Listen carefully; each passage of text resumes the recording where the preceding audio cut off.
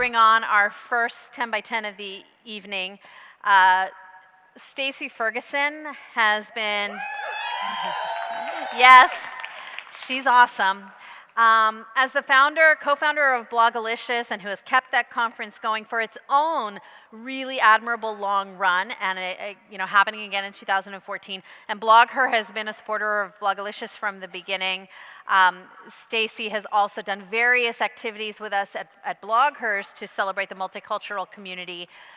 She is a good friend. She is someone who has had that similar see a hole and decide to fill it, which I think has been a recurrent theme of this conference. If you don't see what you want to have in the world, then go out and make it. And that's exactly what Stacey has done with BlogHer. But Stacey was also an FTC attorney for many years, so she spoke for us. When all those FTC guidelines were coming out, she was one of our go-to resources. So she is a multi-dimensional lady. She's deep. She's got a lot going on. And I just want you to please join me in welcoming Stacey Ferguson from BlogHer.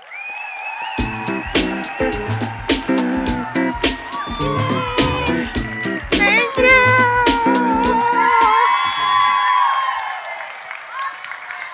Hi, everybody. Thank you so much, Elisa. And I refuse to say one more word before asking you guys to join me in giving them a standing ovation for 10 years. Woo!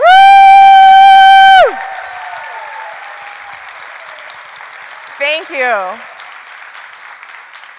As a conference producer, I know this is no small feat, and they do it on an extraterrestrial level.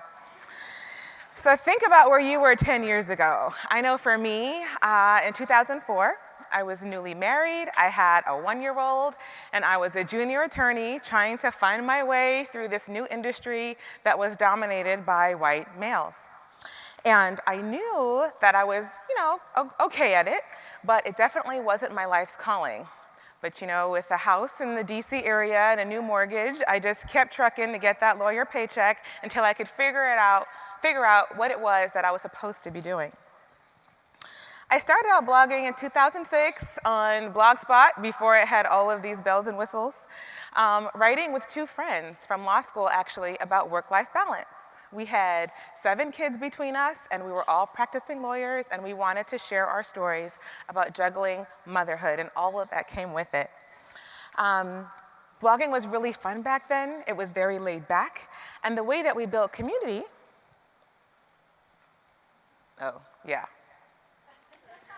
breaking through, was through comments and storytelling.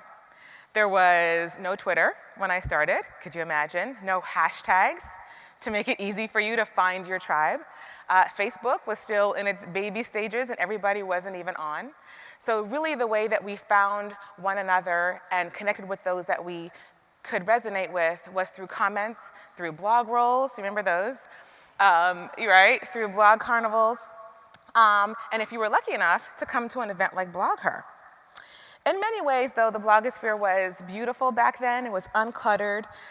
You didn't always hear the term monetization and branding. And people were just telling stories and sharing experiences. There was no pressure to post beautiful images. Maybe we took a picture with our old point-and-shoot cameras, but no one even really had an iPhone. And DSLR was like a term reserved for a few elite. But now it seems like everybody has one, right? You didn't have to stress over SEO or Google Analytics or pinnable images. And we were all just testing out this new medium. And contrary to popular belief, the women were all over it. Now, men bloggers were definitely thought of as the owners of the blogosphere. And thank heavens that the BlogHer founders saw through that. And they set out to answer the question of, where are the women bloggers? If you ask me, they started a revolution. Yes, clap it up. 3 years into our blogging life, it became apparent to me and my mama-law co-bloggers that there had to be a community of women of color out there. We just needed to find them. We knew of the token rock stars, and I can say that because I said it to them and they've said it to me. Jennifer James of Mom Bloggers Club, remember? Exactly. Renee Ross of Cutie Booty Cakes. Christy Crowder and Lorraine Robertson of the Blog Rollers. So those were the ones that you saw at every campaign. So they became the token women of color go-to bloggers. And we were like, there's gotta be more. Why aren't we being represented in a bigger way? Not only for our own selfish purposes of finding new friends, but really so that we could form a visible sisterhood that would be respected by brands and PR agencies. So, where were we? We knew that as this blogosphere thing got rolling and got mature, money and visibility was going to be handed out, and we wanted to make sure that we had a seat at the table, not only participating, but leading the pack too. And so we started Blogalicious.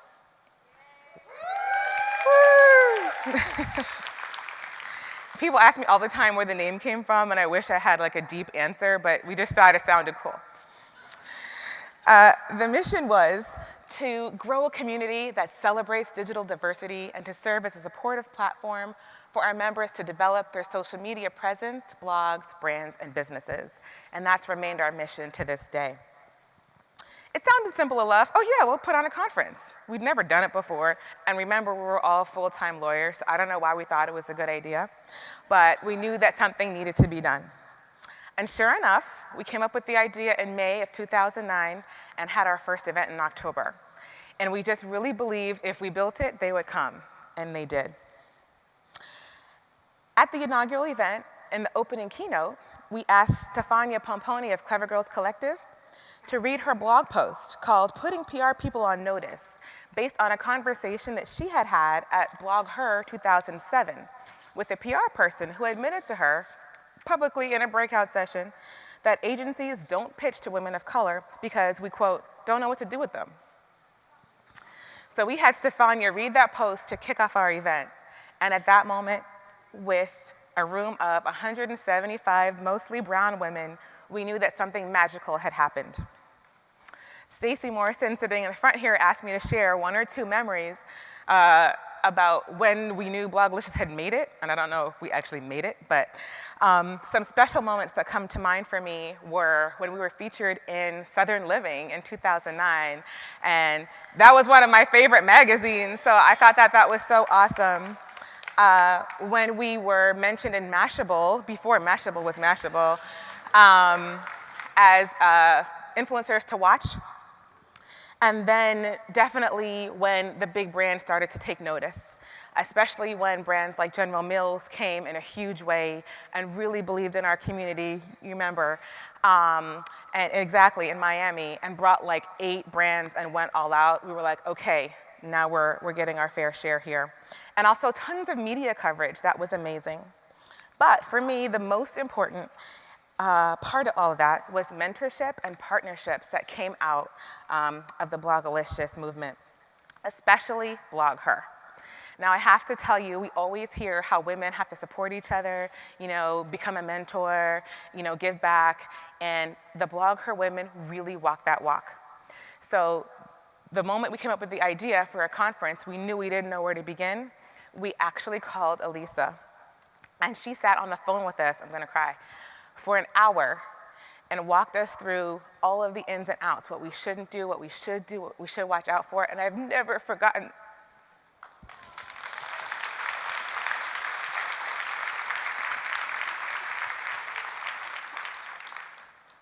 Then, the next year, they invited us to do a party at BlogHer. It was the start of their community parties, and they wanted to invite the multicultural community to come and really be a part. So we did our Bloggy State of Mind party in New York, and we had breakdancers and a DJ, and it was awesome.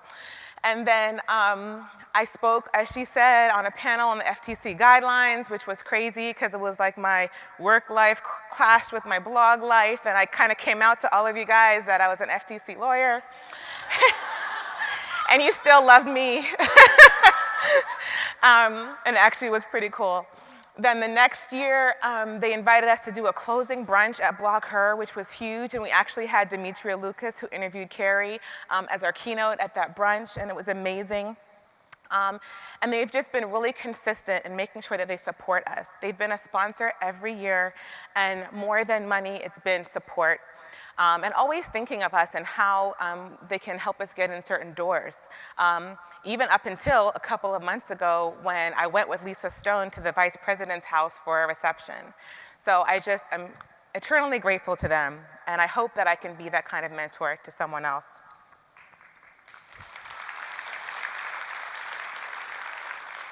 Oh yeah, this was my favorite co-branding. Look at the name, BlogHerlicious.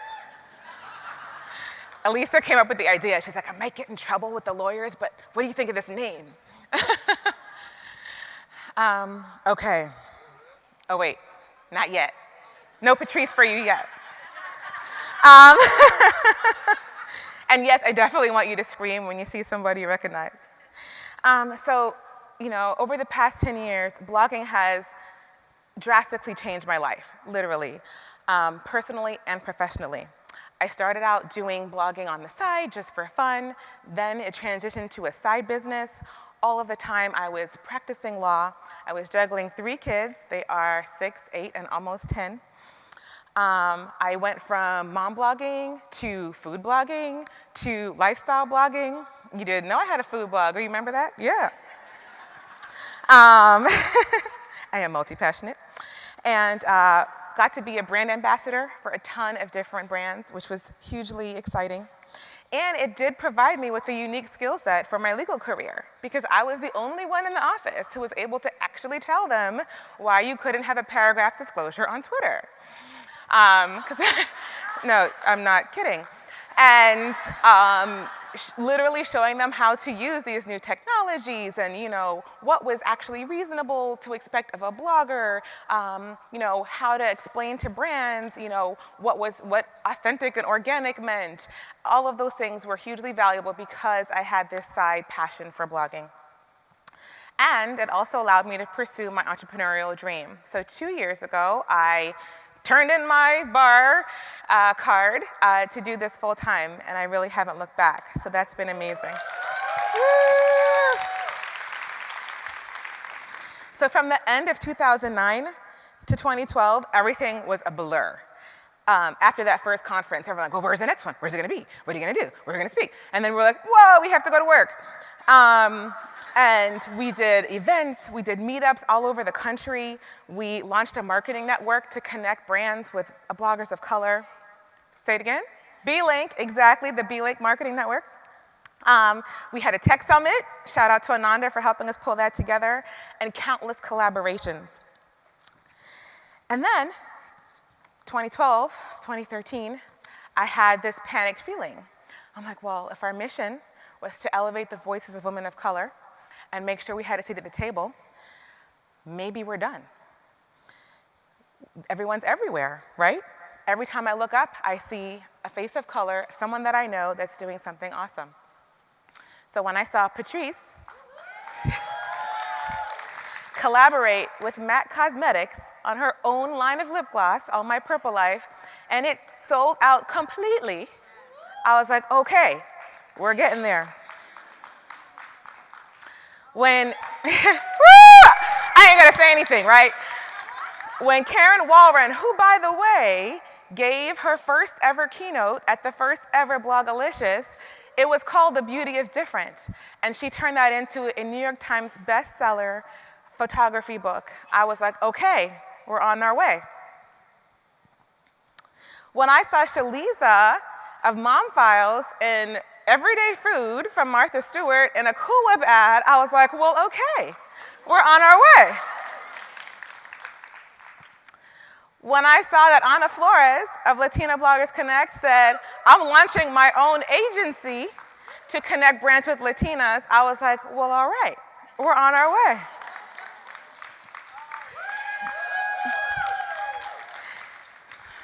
Am I really gonna cry? No. When I saw Lamar and Ronnie of Black and Married with Kids, everywhere really, but especially on HLN on a regular segment about parenting, I was like, all right, we're on our way. When I saw Melanie Edwards invited to sit down with the First Lady, I was like, well, my goodness, we are on our way. And then it was like, well, maybe we're done. What now? Clearly, women of color are being respected. Clearly, we have a seat at the table, not sure what to do. And then, not only did you see these kinds of opportunities here, but other communities were forming. And I always pride myself in making Blogalicious a platform for all of you all and all of the other communities, so I would not dare come up here without acknowledging some amazing ones. So, Digital Sisterhood. Stand up, Ananda.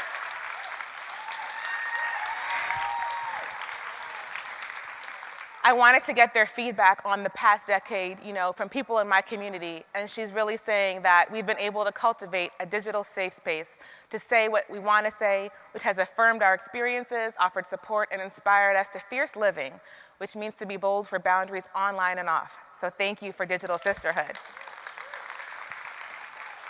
Anna, if she's in here, stand up, maybe, or Rachel, anybody? Woo! Yay! Anna says, women of color have been able to celebrate the best of our cultures and unique identities on platforms that have no social barriers. Having this space has empowered us as a community. So thank you for LBC, Anna. Gina McCauley, she couldn't be here, but I wanted to acknowledge her voice as well with Blogging While Brown. And she says that we're taking ownership in how we're presented to the world. We've built communities of like-minded women, and she's watched as we've really come into our own. And she's marveled at the collaborations that have been birthed online. And she's in awe of the diversity of Black womanity in the blogosphere. So thank you for Blogging While Brown, Gina. And there are really tons more, right? From Latism to New Me Accelerator, I could go on. The communities that have come out of Blogalicious relationships and beyond have been amazing. And so what I had to come to realize was that sisterhood is priceless, and there's always a place for it. Just the same way that BlogHer is critically important, even though women are at Blog World. Blogalicious is critically important, even though our community attends BlogHer and other events like that. And so I really also acknowledge that we have a lot more work to do.